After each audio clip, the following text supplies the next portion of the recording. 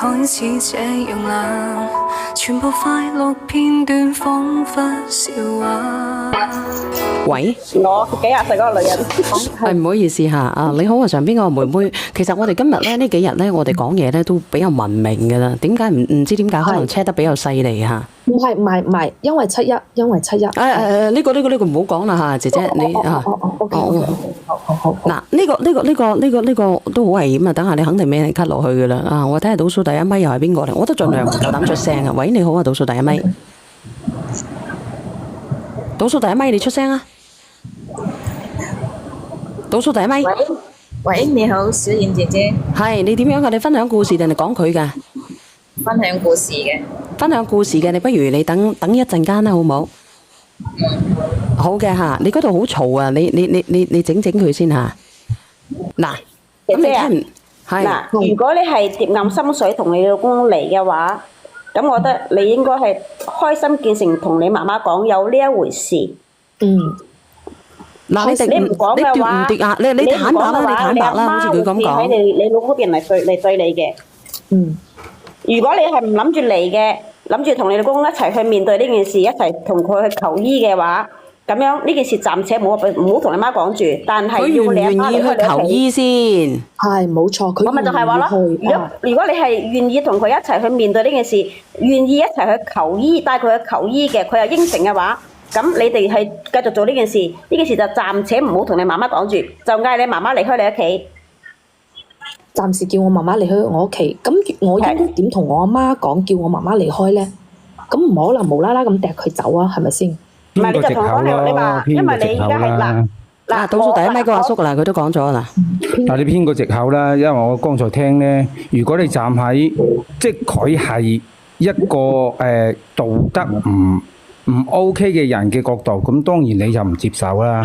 如果調翻轉頭，你覺得佢其他嘅行為係 OK 嘅，係唔錯嘅，但係佢係有呢種咁嘅病嘅時候，咁你咪當佢係一個病人咯，啱唔啱先？嗱，你可唔可以咁樣咧？你先行去問問醫生 check 嘅咧，係點樣發狗瘟嘅？係咩情況嘅？呢種狗瘟咧嚴唔嚴重嘅？要唔要去獸醫站留醫嘅？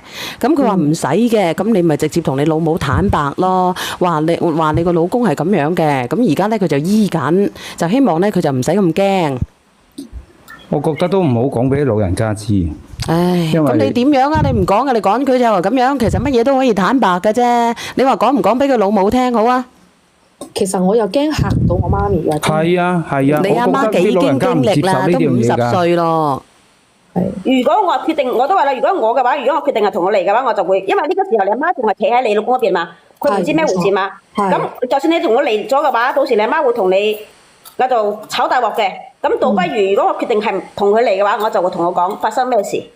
你睇下原諒佢先啦。你可以講啦，你可以講，唔好講你媽。你話我發現佢電腦上邊係偷咩窺某一啲嘅女性，你唔好講係你媽媽。咁呢件事我相信你媽媽，如果知道你嘅老公係咁樣樣嘅話，佢都唔會接受嘅。你唔好講話係佢，係講佢去攞咗其他女咩引過啲嘢。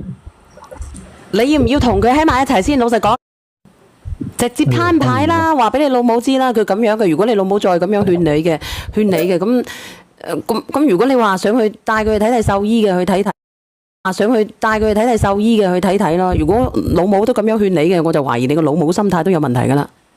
唔係，我覺得可能佢呢個男人咧，即係淨係呢方面唔 OK 啫。我覺得佢可能其他方面唔係咁差嘅。咁使唔使俾多幾次機會佢啊？阿叔，你覺得？咁我覺得，如果假如你係，即係你目測佢係一個病人咧，你係肯定會接受佢。係。剛才個姐姐一講話埋俾你媽咪知，跟住你媽咪咧，嘣一聲，跟住血管點受唔到刺激，咁你咪仲照顧多2個人？你有乜？應該唔會話爆啩呢件事。我嘅意思係即係我覺得老人家都唔好同佢阿媽講，即係佢老公做呢啲嘢嘅對象係佢阿媽，係講其他女人。用其他女人嚟睇睇啊！嗱，你睇睇啊！嗱，呢個朋友啫呢個死佬咧，佢話阿小娟又解散咗一家人喎。咁佢自己心意已決咯。你以為我想點樣啫？係咪先？講乜都有人有講啦。係啊，佢自己都心意已決咯。你咁樣講嘅話，我好尷尬嘅喎，死佬。即係咧，我覺得咧，每次我諗起呢啲事咧，我就會覺得好作嘔啊！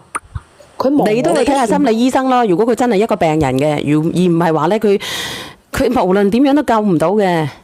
哦，咁呢個阿叔都話啦，你咁你都要睇下喎。你接受唔到嘅話，我哋都冇辦法為難自己嘅，我就唔得噶啦。老實講啦，我都冇辦法接受啊！如果真係可以接受嘅話，我就唔使上嚟問小圓姐姐你啦，係咪先？因為我攤牌咧，同你媽咪。如果你媽咪攤牌，都係建議你去同佢睇心理醫生嘅，就睇睇。但係改唔到嘅就拜拜。我持我嘅諗法啦嚇。你講下即係調翻轉頭，可能有人就得癌症，但係有人就壞心理。咁如果調翻轉頭，你係即係作為一種病態，你係接受唔到佢呢方面嘅嘢。其實我同你講，即係喺我哋外邊嘅好多國家都會有呢啲咁嘅情況㗎啦。咁能夠接受啊人哋？係啊，冇錯啊，即係好簡單就係好似同性戀咁啊！喂，點解同性戀？咁我問你啦，咁能唔能夠接受先？問題係你要旁邊嘅人能唔能夠接受先得㗎？佢雖然而家冇犯，其實佢都係犯罪緊㗎啦，你明唔明啊？係，其實都係佢已經犯㗎。佢已經係，但係講個唔好聽，如果能夠矯正嘅咁啊，大家能夠挽救嘅就挽救一個家庭，挽救呢度咧就即係報咗新聞，佢係會的去嗰啲公高嗰邊嘅。係啊，去獸醫站睇睇先咯。咁或者聽阿叔勸下咯，睇下能唔能夠夾硬接受咯。唔得，接受唔到。即係如果係咁樣嘅話，我只可以聽。一係咧就阿蟲蟲姐姐講嘅，一係就小圓姐姐你咁講嘅。係啊，因為我諗起嗰啲相片，我真係好作嘔。跟住嗰個係我阿媽嚟嘅，唔係其他女人啦。我自己我肯定係選擇係你嘅，我唔會做咩，我會坦白同阿媽講話，佢係偷窺咩其他人嗰啲，我唔會係用阿媽作為一種主角嚟講啦。嗱，咁個人咧，我就會直接攤噶啦。你個女婿就係咁樣咯，你能唔能夠接受啊？如果你話你覺得佢病咗，帶佢一齊去睇睇嘅，咁都 OK 嘅。我咁樣，如果係咁樣嘅話，我先好似你講，我帶佢去睇睇獸醫先咯，得嘅話。係，你可以帶佢睇下獸醫。你同佢講啦，即係無論我哋佢到底，即係無論最後尾係你係分到唔分都好啦。即係我哋老實講，我哋睇在佢錫個女嘅份上，你就同佢講，你要一定要接受。如果唔接受嘅話，你話以後都唔俾你見個女。冇錯，唔好發狗瘟咯，因為發狗瘟好辛苦啊。係有道理。姐姐唔啦，你講咁多啦，因為咧呢個話題咧都比較炸裂嘅，講真又比較危險。而家呢個情況係咪？呢段時間咧揾咩藉口嗌你媽媽暫時搬開先咯。